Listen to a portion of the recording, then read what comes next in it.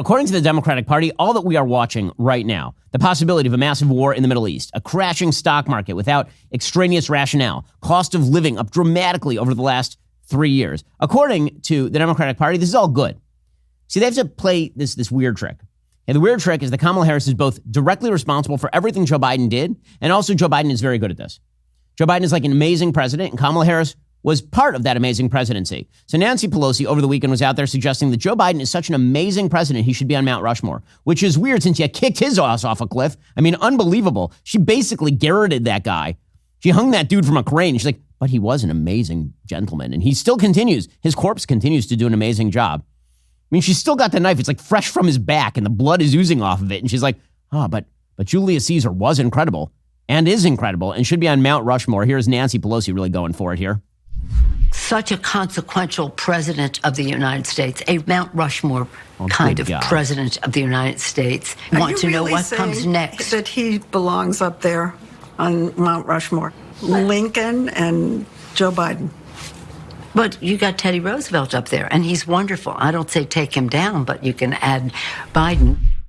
Add Biden onto Mount Rushmore. What, like the back of his head walking away? Or are you talking about this face? Like the one from the debate. You're just going to have a big, giant, chiseled head of Joe Biden falling asleep, drool falling out of his mouth. These geniuses. But this is one of the reasons why I think that this race is not even remotely over. Hey, Kamala Harris, again, I'm not going to say it enough times. We are on day 16. Day 16, 0 questions. War in the Middle East. Massive economic bubble bursting. Terrible cost of living problems. Day 16, she's the nominee. Like at some point, she's going to have to answer a question. And it turns out they have no answers to these questions. So Senator LaFonza Butler, whose name I barely even knew because she was appointed to the California Senate recently. And apparently she was asked about Kamala Harris's flip-flopping positions. Her answer here is just a classic of the genre. This is some solid stuff here from LaFonza Butler. What do you think that voters should think when she's reversed herself on several issues just in the last 4 years? I think that voters should think that she's a human being who learns new things every single day and has the ability to take the time and effort to hear the concerns of all people. Wow, that's a great answer. So she shifted all of her opinions because she's human, because she's a human being. Get this? Who learns new things. So apparently Kamala's word saladitis is actually contagious. And everyone around her also has to become some sort of word salad, bizarro world rhetorical idiot every time they talk about Kamala Harris. Why is she shifting all of her positions? Well, she's a human. And what we mean by humanity is that she has a capacity to change. And the significance of the importance of the change of the humanity is the reason why. All of them. They're all turning into Kamala in real time. It's like invasion of the weird body snatchers. There's a reason why Sherrod Brown, I am enjoying the constant updates that we are doing on the show on Sherrod Brown, I will say. The senator from Ohio, who, again, he's in a red state. He is a very blue senator in a pretty red state now. And he's running against Bernie Moreno. He's narrowly ahead at this point.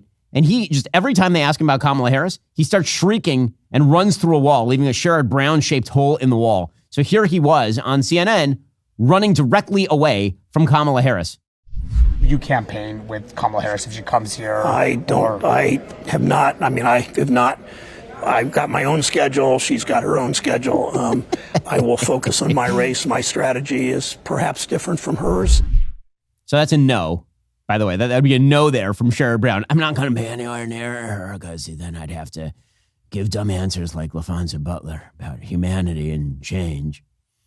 Okay, so what should Donald Trump do to take advantage of all this? He should go on attack, obviously. Democrats are trying to present the argument that Donald Trump is afraid of Kamala Harris. The chief argument that they're making right now is that Donald Trump has said that he doesn't want to debate Kamala Harris on ABC. And you can sort of see why, given the fact that ABC News is staffed by people like George Stephanopoulos. George Stephanopoulos spent the weekend basically cutting off Republicans who disagree with him, as is his wont, the Keebler elf of morning television. He suggests that Byron Donalds, for example, he shouldn't be able to give answers to pretty straightforward questions, and these answers are perfectly fine. There's Byron Donalds, congressman from Florida, who's a Trump ally. This was Rachel Scott's question. My question is on those rioters who assaulted officers.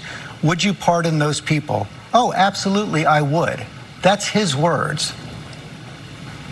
Yes, but you did not leave in was the rest of his comments where he said, yeah, I would, but we want to look at everything on a case-by-case basis. That's what will happen, George. No, that's not what he said. He said if they were innocent, I would pardon them. They've all been convicted. He said he would pardon those who assaulted police officers. Do you support that or not? George, you just changed the soundbite. You just changed it. Now you added, if they're innocent, then I will pardon them. Let's go back to the record of January 6th. Again, not something that I didn't change the soundbite. That's exactly what he said.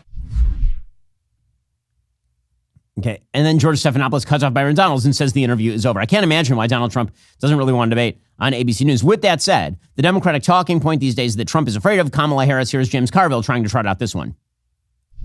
So the big question is the debate. Of course, Trump was supposed to debate on ABC, I think it was September 10th. And of course he's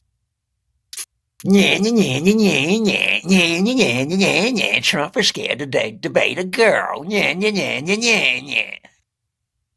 So now he says he wants to do Fox. And he wants this. And of course, he's in his pants because, as we pointed out before on here, all he does is fart in his pants. Strong language there from James Carville, a compelling argument. So Donald Trump claimed on Truth Social that if Vice President Kamala Harris does not agree to a Fox News debate, he will not debate her. This is the wrong strategy. Listen, no one wants Trump to win more than I do. I donate money to his campaign. I've held a fundraiser for him. I think the world requires the end of the Biden-Harris era. It's awful. The way to end that era is for Donald Trump to get on a debate stage and expose her to public view every week. And again, I think more debates, the better. Because I think that what Trump is thinking is if I do one debate and it goes badly, then she's going to get a bump. So how about this? How about a series of debates? How about like a whistle-stop tour? We can have a debate once a week on a topic, and she will lose every one of those topics. We can do it every week. Because here's the thing. Ain't nobody changing their opinion of Donald Trump. But the more you see of Kamala Harris, the more you dislike her, which is why they have been hiding her. She's like, where's Waldo of candidates? She's walking around in like a striped sweatshirt and glasses and a funny hat, looking increasingly like Joe Scarborough. She's just hiding everywhere in plain sight, but mostly hiding. So he needs to expose that. He needs to put her out front and center. The Trump team is starting to put out attack ads. They put out a series of 15-second ads about Kamala Harris on social media, and these are effective. It says the sound of inflation, courtesy of Kamala Harris. And then you see a gasoline pump prices increasing. Travel anxiety, courtesy of Kamala Harris.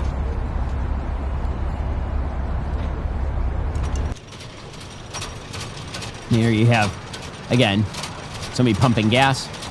This is the sound of inflation, courtesy of Kamala Harris. And it's like this, a lot of this sort of stuff. And that's totally fine. But you need to see more of Kamala Harris's face. More of her laughing as the world burns. More of her guffawing and dancing with RuPaul's Drag Race while the Middle East turns into flame. Are you tired of the lies and the twists of the mainstream media talking points? Yeah, me too. Join me in my newest series, Fact, where I dismantle and bring truth to this tiring mainstream agenda.